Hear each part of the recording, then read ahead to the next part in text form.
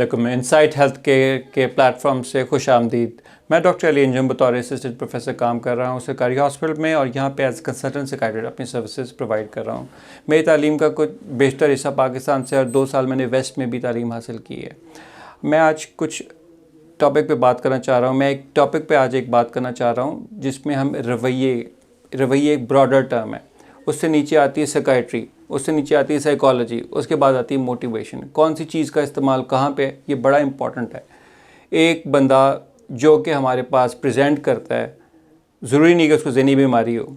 बहुत से लोग ऐसे भी प्रेजेंट करते हैं या हमारे पास आते हैं जिनके रवैये में इशू होते हैं, और जब रवैये में इशू होता है तो उसके क्विक फिक्सेस होते हैं। कोई नींद की गोलियों का इस्तेमाल करते हैं, कोई नशे की तरफ चले जाते हैं, कोई दूसरों में अपना आप ढूंढते हैं, दूसरों में अपना आप भी ढूंढते हैं और अपनी पहचान भी दूसरों में ढूंढते हैं, और इसकी वजह से वो बहुत सी वल्नरेबिलिटी का शिकार होते हैं। वल्नरेबिलिटी का मतलब ये है कि अगर मैं किसी बंदे पे ट्रस्ट करता हूँ सिर्फ इसलिए क्योंकि वो मेरी तारीफ़ करता है और मेरे अंदर ये खुद एतमादी की कमी है, तो मैं हर उसकी बात पे अमल करना शुरू हो जाऊँगा।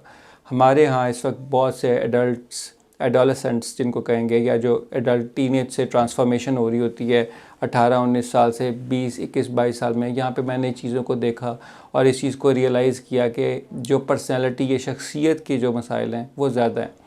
साइकियाट्रिस्ट के पास आने का मकसद ये नहीं कि आपको टैग दिया जा रहा है या आपको ये कहा जा रहा है कि आपको कोई ज़हनी मसला है। और एक और चीज़ क्लियर कर दूं, कोई भी आपको इस चीज़ पे आपकी कैपेसिटी को या आपके केस को चैलेंज नहीं कर सकता कि चूँकि आप ये दवाइयाँ ले रहे हैं या आप इसके पास जा रहे हैं तो आपको ज़हनी मसला ही है। इसका भी एक प्रॉपर बोर्ड बनता है और एक लीगल मैकेनिज़्म है। बहुत से लोग इसलिए भी घबराते हैं। तीसरी चीज़ ये है कि टैबू लग जाएगा। हम अपनी पेशावराना सलाहियतों को मद्देनज़र रखते हुए इस चीज़ का ख्याल रखते हैं कि जो इन्फॉर्मेशन आप दे रहे हैं वो हमारे तक ही रहे और हम उसको बेस्ट सोल्यूशन प्रोवाइड करें। ठीक है, एबनॉर्मल मैंने बात रवैयों से शुरू की थी तो उसी को आगे लेके चलूँगा। रवैये जब एबनॉर्मल होते हैं उसकी 2 वजूहात होती हैं, या बीमारी है या बीमारी नहीं है। अगर बीमारी नहीं है तो क्या वो शख्सियत का हिस्सा है? ठीक है, और अगर बीमारी है तो वो या वो शख्सियत की बीमारी है या वो साइकियाट्रिक डिसऑर्डर है।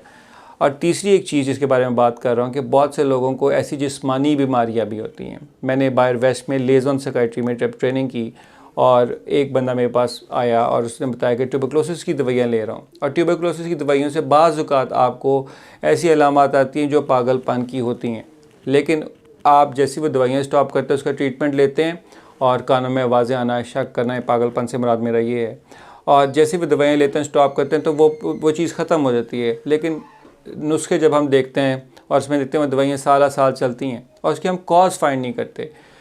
क्लाइंट सेटिस्फाइड तब तक नहीं होता। क्लाइंट जब आपके पास आता है उसकी एक्सपेक्टेशन होती है कि मुझे एक तो तशखीस के बारे में बताया जाए, दूसरा इसका हल बताया जाए, तीसरी चीज़ ये कब तक चलेगी।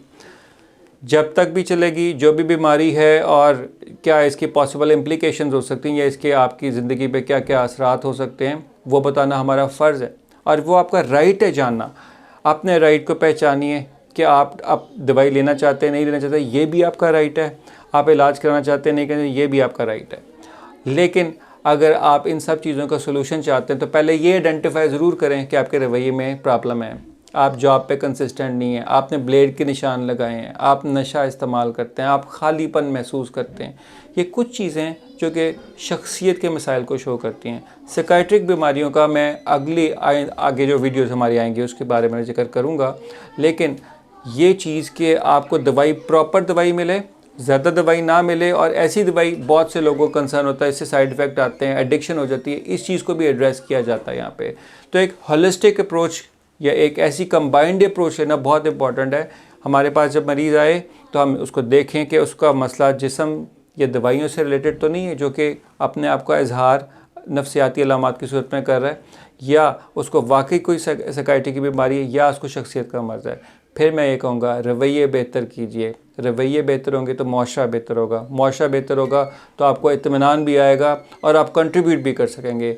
Let's become part of this healthy campaign और where we promote mental health, और हम मेंटल वेल बींग को भी इसमें लेते हैं। ज़रूरी नहीं कि हमारे पास बीमारी हो, हमारे पास सेहतमंद लोग भी आते हैं।